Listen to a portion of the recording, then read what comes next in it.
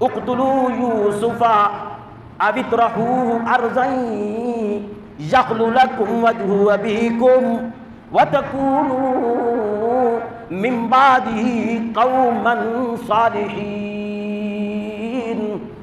قتل کر دو حضرت یوسف کو، یا زمین کے ایسی جگہ پر دور پھینک کے آؤ کہ باپ یعقوب کو جب یوسف نظر ہی نہیں آئے گا تو تمہاری محبت کو اللہ اور دوام عطا کریں گے۔ اب آپ نے توجہ کرنی ہے میرے جملوں پر، یہ جملے آپ کے دل میں اترنے چاہیے۔ نظر نہیں آئے گا یوسف، تم باپ کی محبت کے حقیقی مصداق بن جاؤ گے۔ قربان جاؤں، اللہ کتنی حکیم ذات ہے۔ یوسف جب نظر نہیں آتا تھا یعقوب کو تو اللہ نے آنکھیں ہی حضرت یعقوب کی لے لی، اللہ نے آنکھیں ہی حضرت یعقوب کی لے لی اور فرمایا آنکھیں لوٹاؤں گا تب جب تیرا یوسف بھی تجھے لوٹا کے دوں گا۔ اللہ اکبر، خدا کی قسم اللہ کیسی حکیم ذات ہے۔ بندے کام کرنے کے لیے حسد کی آڑ لیتے ہیں اور اللہ اپنی قدرتوں سے حسد کو کیسے انسان سے دور کرتا ہے۔ اللہ کہتے ہیں جب یوسف نہیں تیرے سامنے آئے گا تو کسی اور کو تجھے دیکھنے نہیں دوں گا، اور جب یوسف کو تیرے پاس لوٹاؤں گا تو دیکھنے کے لیے آنکھیں بھی تجھے دوبارہ دوں گا۔ کوئی پریشانی کی بات نہیں۔ بھائی مشورہ کرنے لگ گئے، اقتلوا یوسف او اطرحوه ارضا یخل لکم وجہ ابیکم وتکونوا من بعدہ قوما صالحین۔ قتل کر دو یا پھر کسی ایسی جگہ پر چھوڑا ہو جہاں حضرت یعقوب کو حضرت یوسف نہ نظر آئے، ساری محبتیں تمہیں مل جائیں، اور پھر ہمارے معاشرے کی بات آ گئی، وَتَكُونُوا مِن بَعْدِهِ قَوْمًا صَالِحِينَ۔ اس کے بعد پھر توبہ کر لینا، اللہ معاف کرنے والا ہے۔ میرے معاشرے کی بات یہی ہے، کیا ضرورت ہے ابھی داڑھی رکھنے کی؟ کتنی عمر پڑی ہے؟ کیا ضرورت ہے ابھی نمازیں پڑھنے کی؟ صوفی بننے کی کتنی عمر پڑی ہے؟ کیوں؟ کیا میں جوانی سے بڑھاپا رب سے لکھوا کر لایا ہوں؟ کیا میرے سامنے جوانوں کے جنازے اٹھ نہیں رہے؟ کیا میرے سامنے جوان باقی رہتے ہیں صرف بوڑھے مرتے ہیں؟ خدا کی قسم بوڑھوں کے جنازے اس دور میں اتنے نہیں نکل رہے جتنے اللہ جوانوں کے لاشیں اٹھا رہا ہے، اور سبق دے رہا ہے کہ ہر ایک نے پیدا ہوتے ہی اپنی مرنے کی تیاری کرنی ہے۔ آج کا کام کل پر نہیں چھوڑنا، کل کرے سو آج، آج کرے سو ابھی۔ جب یہ نسخہ میرا تجارت میں چلتا ہے، جب یہ نسخہ میرا زمینوں پر چلتا ہے، جب یہ نسخہ میرا مال اکٹھا کرنے پر چلتا ہے کہ کل نہیں، آج، آج نہیں ابھی، تو پھر توبہ پر بھی یہی نسخہ چلنا چاہیے کہ کل نہیں، آج نہیں، ابھی اللہ سے توبہ کرنی ہے، ابھی اللہ کے سامنے جانا ہے، اللہ کے سامنے ابھی ہاتھ اٹھانے۔ جتنی زندگی میرے پروردگار تیری نافرمانیوں میں گزر گئی، تیرا بندہ تیرے سامنے ہاتھ اٹھائے کھڑا رہے، میرے اللہ آج کے بعد تیری نافرمانی نہیں کروں گا۔ خدا کی قسم ہاتھ اٹھانے میں دیر ہے، اللہ کی رحمت کے اترنے میں دیر نہیں ہے۔ میرے اور آپ کے ہاتھ اٹھانے میں دیر ہے، خدا کی قسم۔ ایک بھائی، بڑا بھائی، قال قائل منهم لا تقتلوا یوسف، بڑا بھائی یہودا اس کا نام ہے۔ کیا نام ہے جی اس کا؟ یہودا، یہ اس کا نام ہے یہودا۔ یہ کھڑا ہوا کہنے لگا نانا قتل نہ کرو، ایسے کرو، القوہ فی غیابت الجب، القوہ فی غیابت الجب، کسی اندھیرے کنویں میں، کنویں ہوتے تھے ان کی سائڈیں بڑی بڑی ہوتی تھیں، ان پر لوگ لال ٹینیں رکھ جاتے تھے، روشنی کے لیے چراغ جلاتے تھے، ان کنووں میں چراغ جلائے جاتے تھے، رکھے جاتے تھے۔ چھوٹے سے یوسف ہیں، اسی چراغ کی جگہ پر رکھ دیا جائے۔ اللہ کی کیسی تقسیم ہے، وہاں تیلوں سے جلنے والے چراغ رکھے جاتے ہیں جہاں نبوت کا چراغ اللہ نے رکھ دیا ہے۔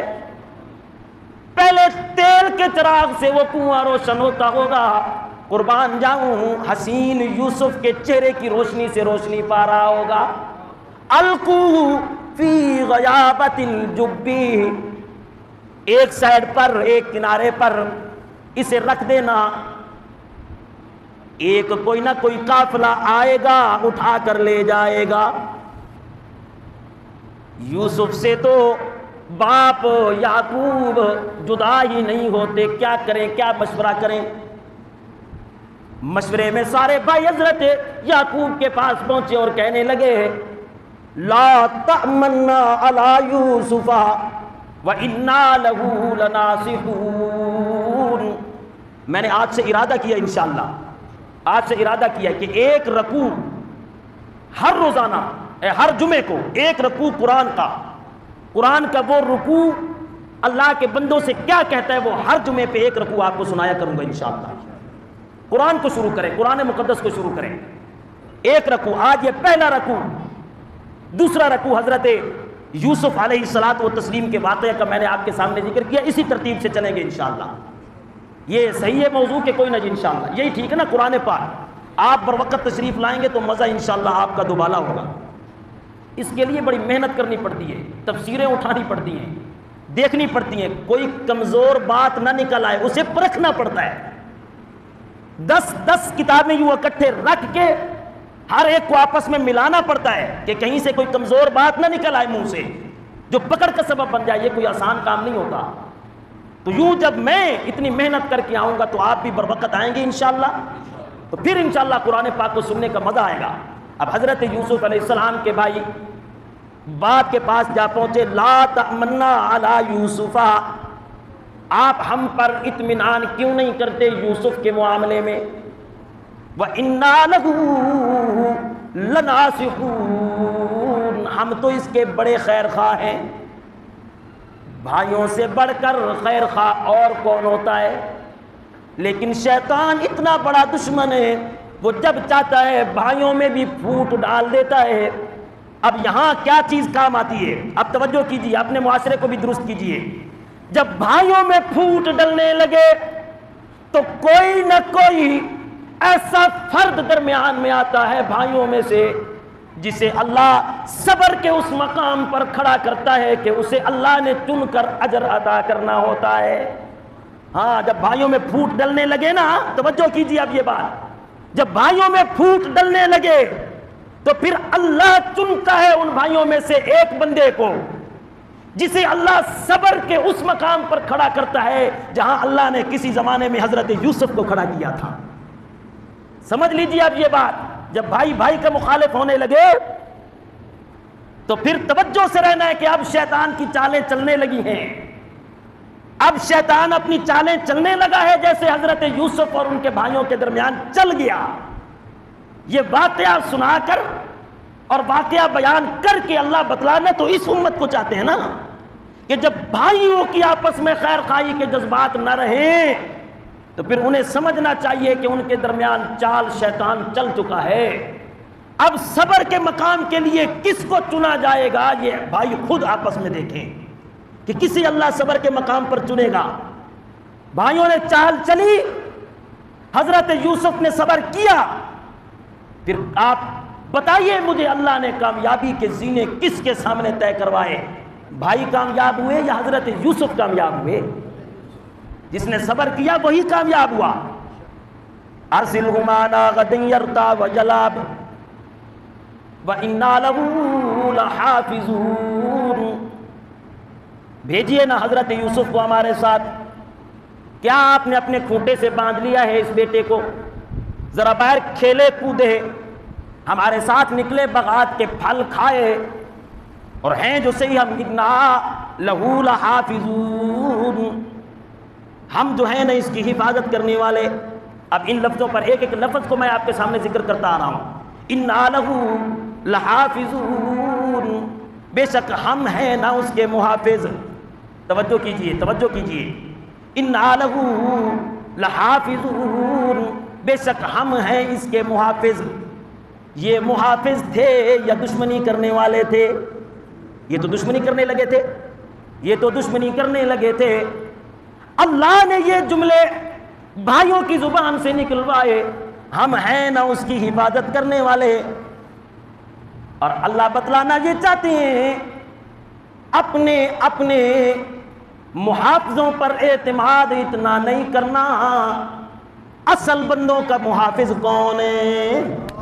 ہاں، اللہ یہ بتلانا چاہتے ہیں بھائی جیسی حیثیتوں والے جب محافظ نہ رہیں اور دشمن بن جائیں تو پریشان ہونے کی ضرورت نہیں، آسمانوں پر تمہارا محافظ اللہ جو موجود ہے اس کے ساتھ تعلق رکھنا، کوئی ضرورت نہیں پریشان ہونے کی۔ حضرت یعقوب کہنے لگے انی لیحزننی ان تذهبوا به، مجھے غم تو اس بات کا کھایا جا رہا ہے کہ تم اسے لے کر جاؤ گے، تم اپنی کھیل کود میں مصروف ہو جاؤ گے۔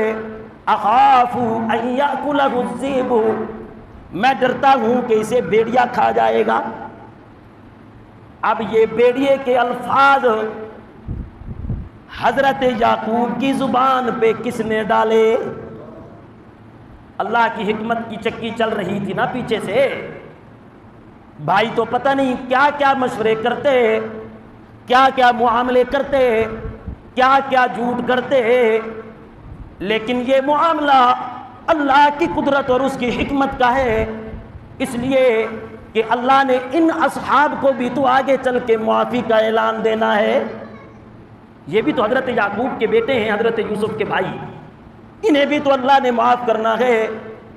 اللہ حضرت یوسف کی رفعت کے رستے بھی آسان کر رہا ہے اور بھائیوں کی غلطی کے معافی کے رستے بھی آسان کر رہا ہے۔ حضرت یعقوب کی زبان سے نکلا مجھے ڈر ہے کہ کہیں سے بھیڑیا نہ کھا جائے، اور تم تو اس وقت بالکل غافل ہو گئے، اپنی کھیل کود میں مصروف ہو گئے۔ بھائی کہنے لگے لئن اکلہ الذئب ونحن عصبۃ انا اذا لخاسرون۔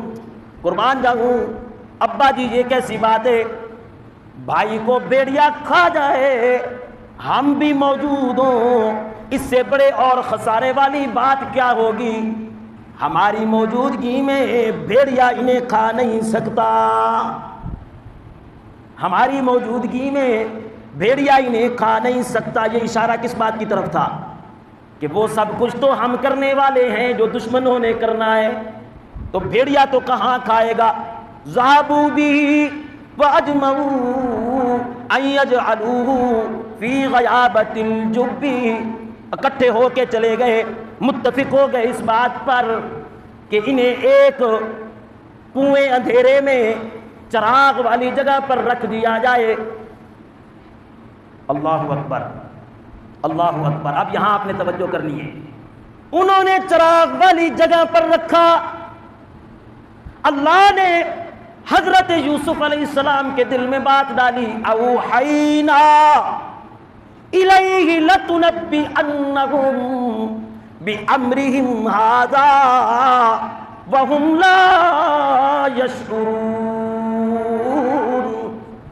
اللہ نے وحی کی دل میں بات ڈالی حضرت یوسف علیہ السلام کے، میرے یوسف اب تجھے پریشان ہونے کی ضرورت نہیں، کنویں میں ڈالنا ان بھائیوں کا کام تھا جو انہوں نے کر دیا، اب اس سے نکال کے تخت مصر پر بٹھانا میرا کام ہے، وہ میں اللہ تجھے کر کے دکھاؤں گا، پریشان ہونے کی ضرورت نہیں۔ لَتُنَبِّئَنَّهُمْ بِأَمْرِهِمْ هَذَا وَهُمْ لَا يَشْعُرُونَ۔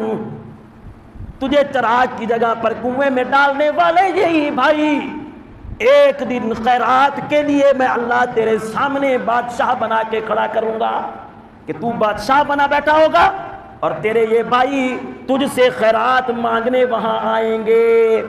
یہاں تک میں نے آپ کو بات سنا دی کہ حضرت یوسف کے بھائیوں نے حضرت یوسف کو کنویں میں ڈال دیا اور پھر اپنے ابا کی طرف واپس آئے، جاؤ اباہم عشاء یبکون، عشاء کے وقت اپنے باپ کے سامنے روتے ہوئے آئے تو کیا ہوا؟